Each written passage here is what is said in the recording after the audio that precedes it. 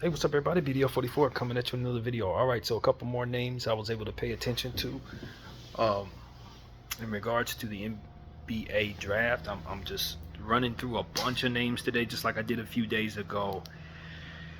And I wanted to give you guys an update on some opinions about just a few guys, probably second round prospects, nothing at the top of the draft. I'm just going with whatever I see on this site that I've been paying attention to, Floor and Ceiling, a guy who I like paying attention to a lot over the last 4 years. He's one of my go-tos, and he's been giving us some names of some guys that I think are really good.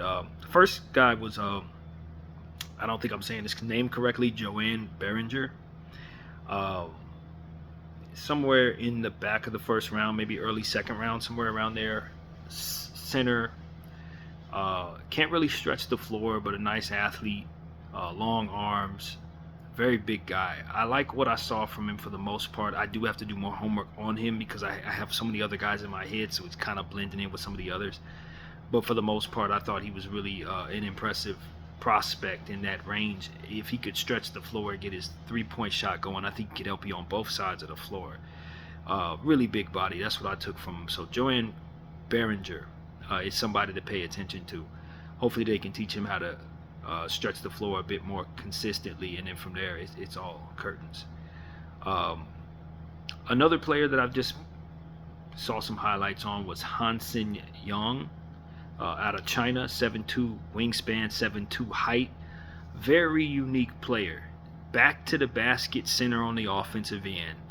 Um, but he has some playmaking ability that is eye popping. He can really pass the rock from everywhere. His ability to dribble the ball is a bit more advanced than what you would expect from a guy who has his skill set. He's extremely unique in the sense that you give him the ball just like the old school centers in the paint, and he's looking to, quickly do a spin move and lay the ball up with right or left hand, and a lot of stuff that's really traditional center stuff.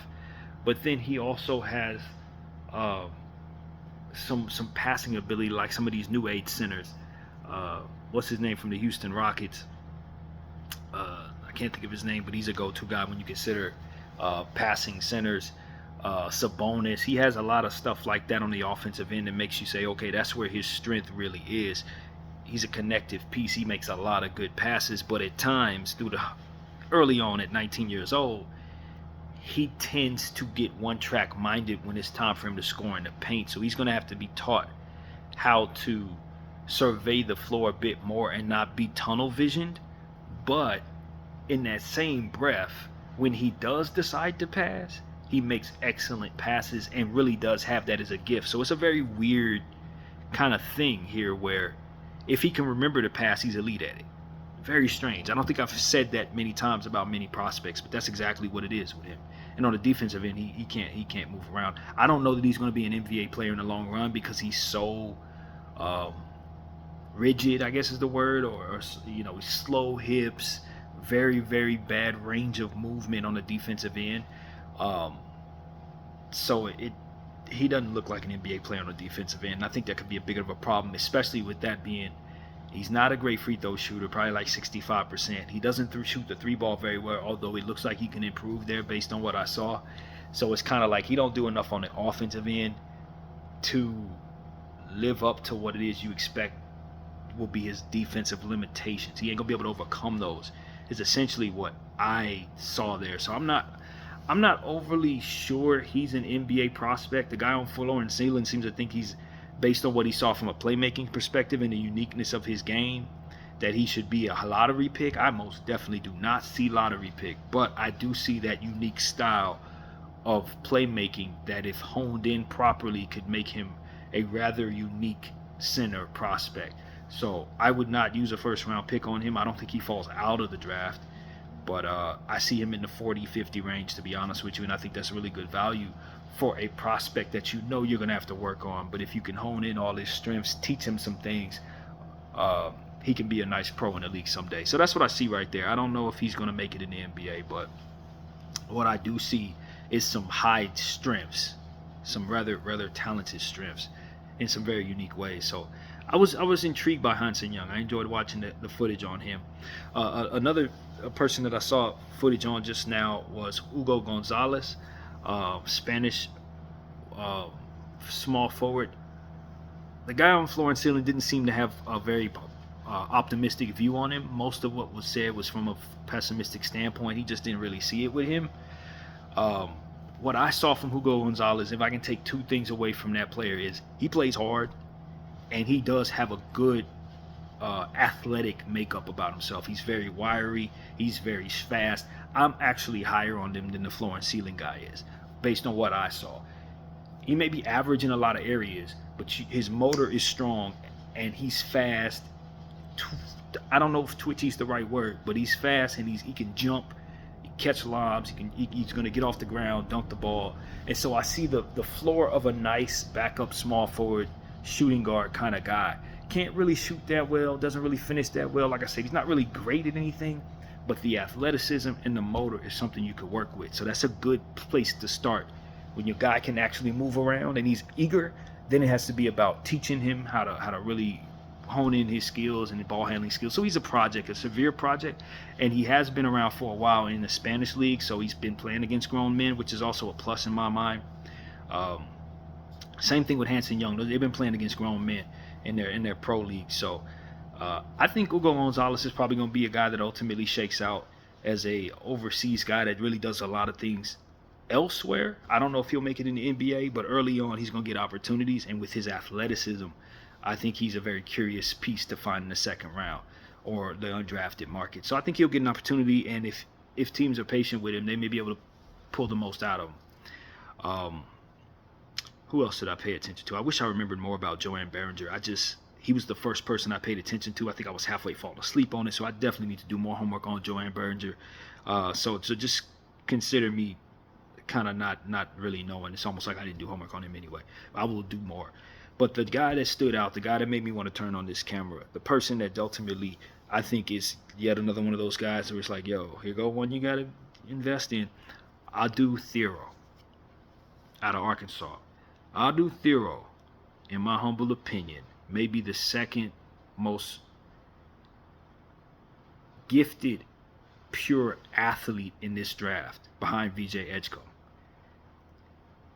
I mean, what he does on that basketball floor, I found myself for a good 15 minutes saying, did he pick the right sport? Because he can't shoot worth a lick. But his balance on that it's almost like I said about Trendon Flowers last year. Trendon Flowers now plays for the Clippers. If he ever finds himself on the waiver wire, I want my Lakers to pick him up immediately. He's an athlete, man. Talk about guys who just were born to play some type of sport.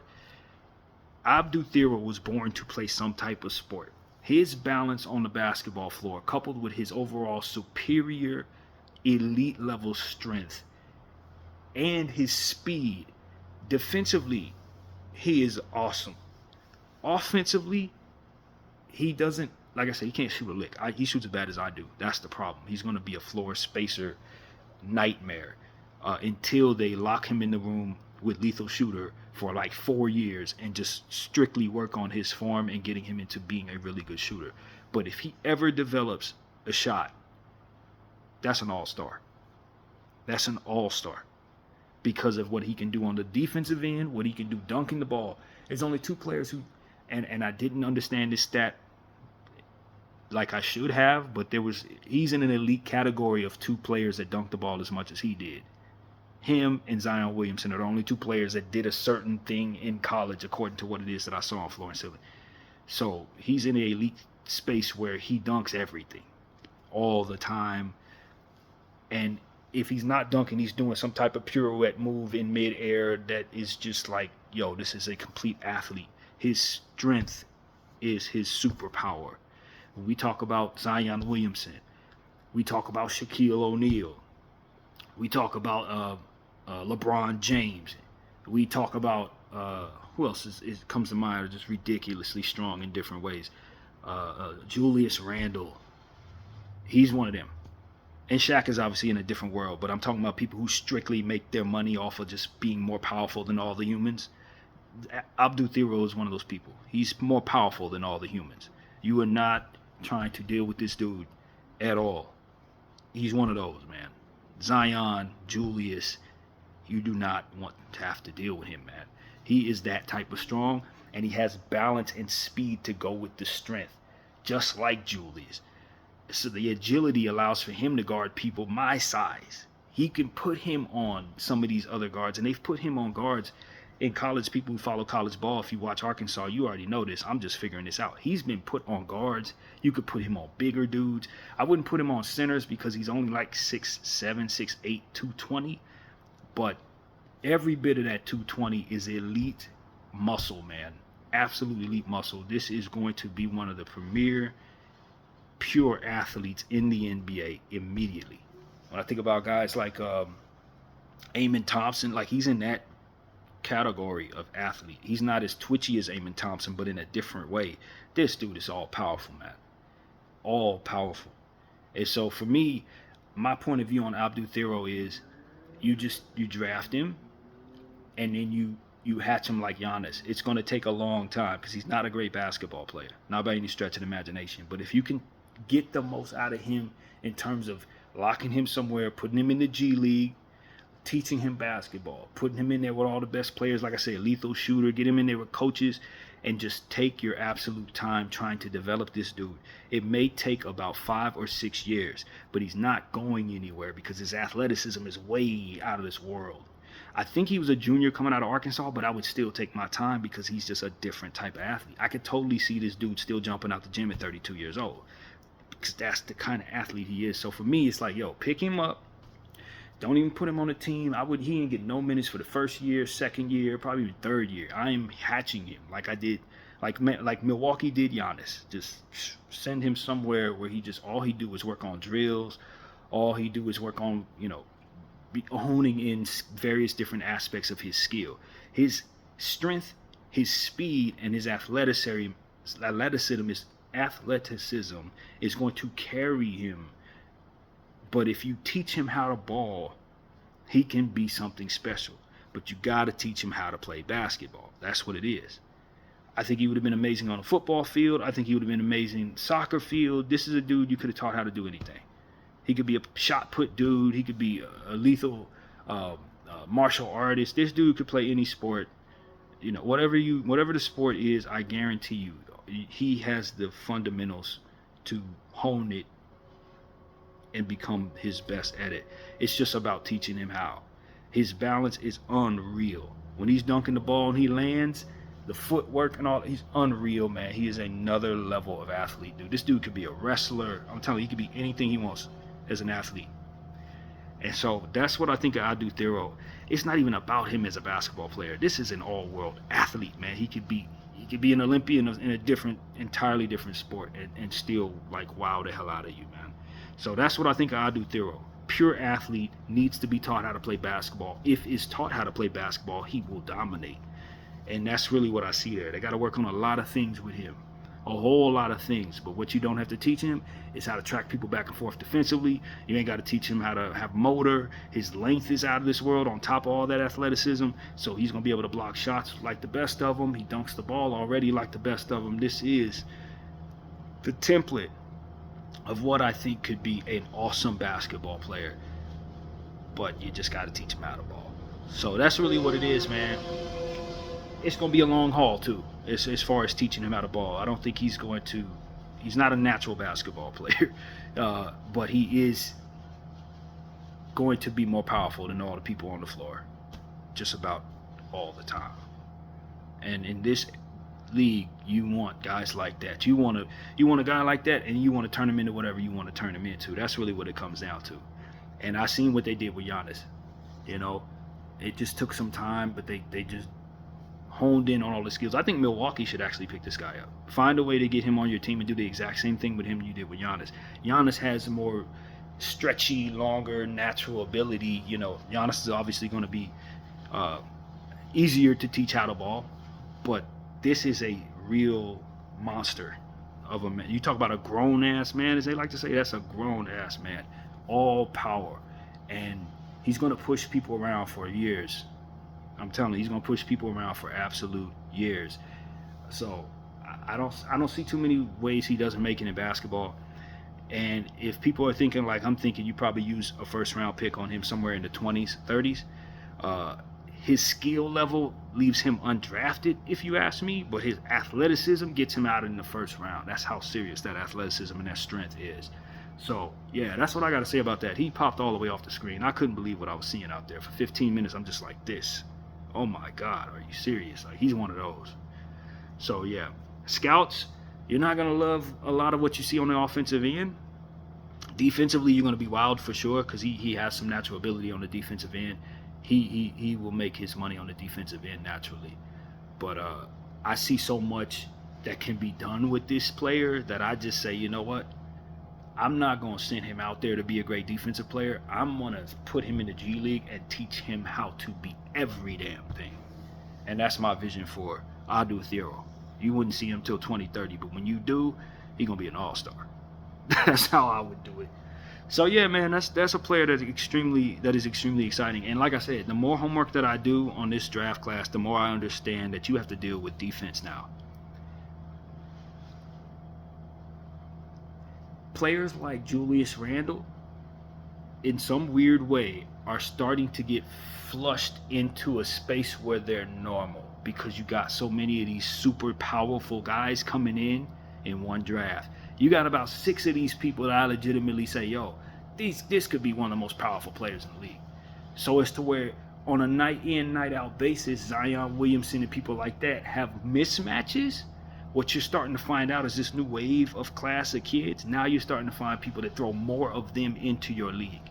So if you don't have physical players that can deal with powerful defensive, wingy, track you all around, block your shot, push you down to the ground type guys, you can find them in this draft.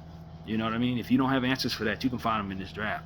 If you don't find them in this draft and you don't have them, it could be the difference between your team being as good as it used to be. Because now, as to where you'd be able to push past most of the field, now you're going to probably need these type of dudes in order to beat certain teams. You can't beat random Sacramento Kings no more if they get a dude like this and put him in their starting lineup. Now all of a sudden it's harder to get a win against those teams unless you have that player. So this is what I'm seeing, the influx of defensive minded wings and forwards, power forward defenders that are gifted at defending players in that position. More of them dudes are starting to come into your league with this draft, man. So be aware. BDL 44, I thank you for watching.